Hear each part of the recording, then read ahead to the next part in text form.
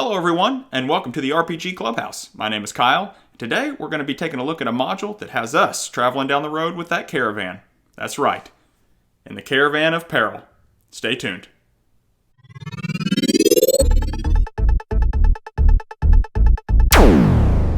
Welcome back. So, Caravan of Peril is part of a subscription box series called Dungeon in a Box.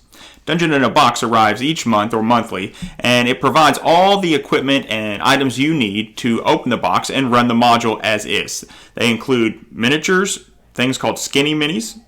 They also have maps, and a lot of the tokens or items that you would need to put on the maps in order to play the module through. Now we'll talk about Dungeon in a Box and other subscription boxes for RPG fans like us in another video. But for this video, we're just going to be looking at the Caravan of Peril. Caravan of Peril is part of the Dungeon in a Box Secrets of Greenworld story arc that continues on and on and on over several modules. However, you can use Caravan of Peril to just slide it into any game that you are currently playing. Now, the module, as is written, is best suited for first and second level characters. However, they make it very, very easy to adjust the difficulty so that you can enter it or use it in your current game. The adventure is really well designed so that you as a dungeon master have everything at your fingertips that you need in order to run the module straight out of the box or insert it straight into the game wherever you're at. It includes several different Npcs that you can use throughout the game. One of the primary Npcs in this storyline is a fellow by the name of Findal Denfizzle Findazzle. And he's a 4th level transmutation wizard who will play a large role or a large part in this story arc. So, as the book suggests, you should get familiar with those Npcs that they give you. The module's laid out so that you and your party are hired by a fellow named Dougal Stonepick, who's a really weathered, hard-worn dwarf, seen many miles on the road. Dougal hires you and your companions to protect him and the members in the caravan, as they'll be on a 20-day journey from the city of Mara to the large city of Greyhaven. This journey is going to take you through the Tanglebriar Forest, which has many legends and stories to behold. The module is set up where it allows the dungeon master to use a lot of random roll tables, not only to generate what's taking place in the story or what happens, but also who the party members meet and what they can expect along the journey. Depending on the level of the party members, the dungeon master will either want to avoid or they may railroad the players in a direction that is suitable for their level.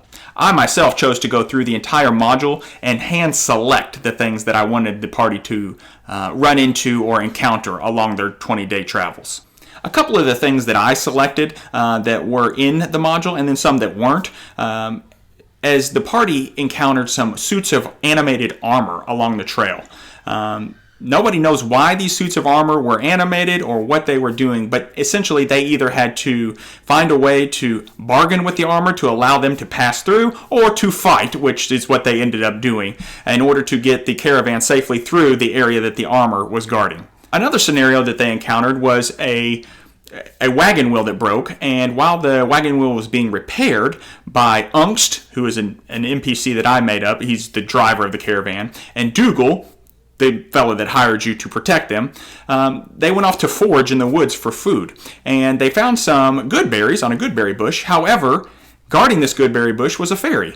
And the fairy flew around and caused a bunch of commotion, awakening a baby owlbear that was near, causing the party to get a little anxious and figure out a way to protect the caravan from the baby owlbear heading in their direction.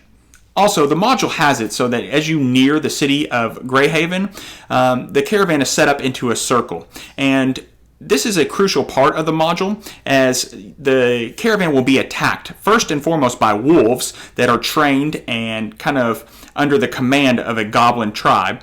And while the wolves are attacking, kind of creating a diversion, some goblins on the side are stealing a wagon and some horses to take to their own stronghold. Now, for me, in my game, prior to getting to that point, I had 2 bandits who were part of the caravan, and I interjected a secondary storyline where these bandits were hired to assassinate or to kill this wizard, this transmutation wizard, who the party knew was in the group, but up until that point had not met or did not know anything of Findazzle.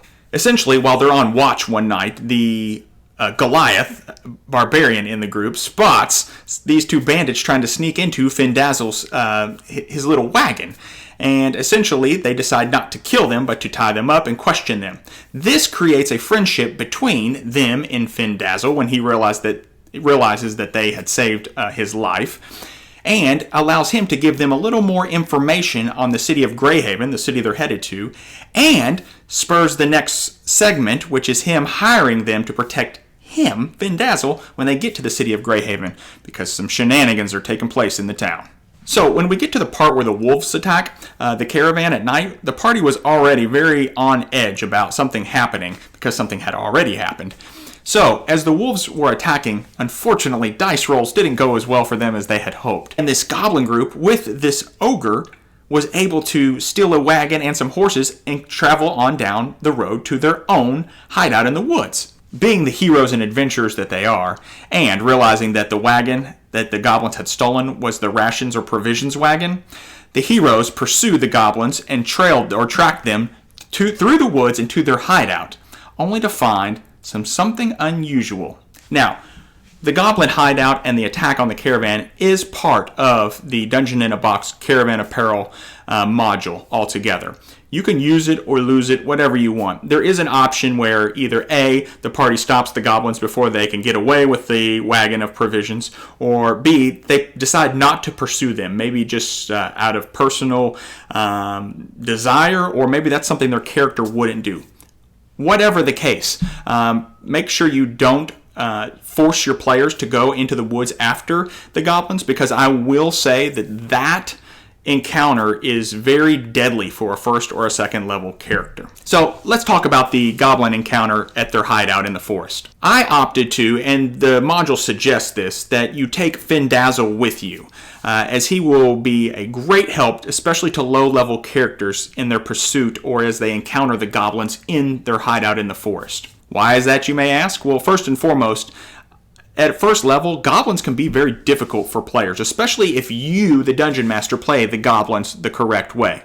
Not that this is a review or anything of the sort, but I highly recommend The Monsters Know What They're Doing by Keith Amon. This book is excellent. It really tells you how to play the monsters as a DM and how the monsters would think, how they would act, and how they wouldn't act or what they wouldn't do. I read the section of goblins in this book, and it really helped take goblin play, which seems simple and petty, especially to those of us who have been playing Dungeons and Dragons or RPGs for a long time. It really takes that to the next level. So if you play goblins correctly, and according to the way Keith lays it out, they are extremely deadly for a first level or second level character. So I opted to have Findazzle go with the party to offer a little bit of extra support, because I knew that what they were getting ready to encounter was going to be a very hard thing for them to do. They arrived at the goblin camp and they decided to scout, not just to go right in, which was hard for the barbarian because he is a barbarian Goliath and sneaking really isn't his thing. They weren't able to detect the goblins who are hiding to raise the alarm, therefore had a sneak attack round from the goblins, and they in turn used their bonus action to hide, which made it a lot more difficult. However, through their struggles, they were able to find the goblin boss, which, spoiler alert, he's actually a werewolf. He suffers from lycanthropy, and so it makes it really difficult, even as a goblin werewolf, for your party to fight against him. So bring your silvered weapons, eh? The party has to fight this goblin boss, and it makes it very difficult. If they are able to succeed, the rewards are very generous, as there is a royal brigade who has lost a treasure box, and that treasure box very well may be close by the goblin hideout if they search hard enough. Not to mention that if they didn't kill the ogre before he got away with the horses and the wagon at the camp, they're going to have to fight the ogre along with goblins and the goblin boss, which has his own bag of surprises. So the book itself is very well done. It's a really slick plastic or paper. As you can see, the pages in it are color, and the paper is very slick. feeling. It is just a staple binding, but it is very, very well put together. Something else that's really cool is the monsters that you encounter have monster stat blocks already in the back of the module with information that you need, along with NPCs who play a prevalent role within the module. They also include some really, really cool wondrous items or magical items, special items for your players. So make sure you don't run over that section. Last but not least, I really appreciate some of the lore that is provided, especially things like the information on the curse of Tanglebriar Forest. If you're one of those DMs like myself and you like to expand things, not just to have the caravan travel to the forest, but what makes this forest unique and what's the legend of this forest? Those are some of the stories that were told around the campfire each night when they went to camp as they traveled through this forest. So this whole time I'm setting this image and these thoughts and just dropping these little packages for the players in their minds so that they are putting all these things together, and it just makes them more aware and more included or sold into the story and into the game. For example, from the book, it says Tanglebriar Forest was also the center of an elven empire that stretched to fill many lands. That empire came to an end when the elves brought a great curse down upon themselves. Just taking that little bit of information there, you can expand that, have them encounter some elves or some elf spirits, maybe not even hostile, but that give them some information or riddles or cause problems here or there. Or maybe one night when the players are sleeping, some elves visit them in their dreams and have them have nightmares. It's always fun to play and mess with the players, even when they think that, oh, I'm just sleeping. No, not in this game. So overall, Caravan of Peril, it's an excellent module. Very well written, really fun to play, easy to run. It will literally take you, this book is probably 22, 23 pages. It will take you 30 minutes to get through this book, really studying it and making some notes, and then maybe an hour total or hour and a half to prep for the module. If you are a Dungeon in a Box subscriber, everything you need's in the box, so the prep is even less than that. You really just have to read this and put it into your game, however or wherever that is, and then roll the dice. That's it. Thanks for tuning in to the RPG Clubhouse and our look at Caravan of Peril. Hope you've enjoyed this video. If you did, don't forget to hit that subscribe button and give us a thumbs up. If you're looking for your own game to play, D&D online, make sure you visit the RPG Clubhouse website. There's a link down in the bucket where you can go and you can click and you can register to play online as me as your DM. If that's something you're interested in, visit the website or contact me at henchmanhobbies@gmail.com. Thanks again, and until next time, don't forget to slow down, simplify, and stretch that imagination. Cheers.